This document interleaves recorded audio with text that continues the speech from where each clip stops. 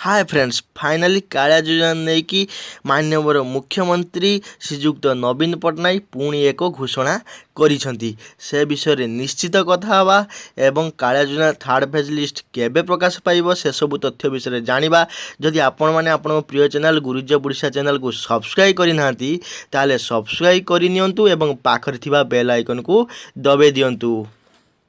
तो फ्रेंड्स जो योग्य हिताधिकारी माने कालिया योजनार वंचित होइचंती सेमानकु एही कालिया योजनार सामिल कराजिबो। सामिल हेबे आहुरी केते लक्ष चाषी ना 10 लक्ष चाषी आहुरी सामिल हेबे। कोनोसी योग्य हिताधिकारी कालिया योजनार बाद पड़िबे नाही बुली माननीय मुख्यमंत्री नवीन पट्टनायक कहिचंती।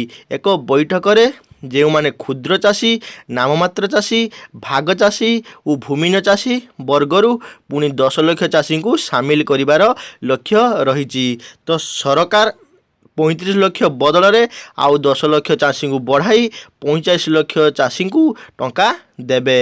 एवं हाँ आउ गोटे कथा जे कि सेकेंड फेज टंका खरीफ फसल पर एप्रिल 1 तारिख निर्धारण करा जायथिबा बेले रबी फसल पर सेप्टेम्बर रे टंका मिलिबो। तो फ्रेंड्स ये थिला एक छोटी अपडेट टे एवं हाँ थर्ड पेज लिस्ट केबे प्रकाश पाइब से विषय मु निश्चित अपडेट देदेवी एही चैनल माध्यम से पर्यंत चैनल को सब्सक्राइब करी रखि दांतु।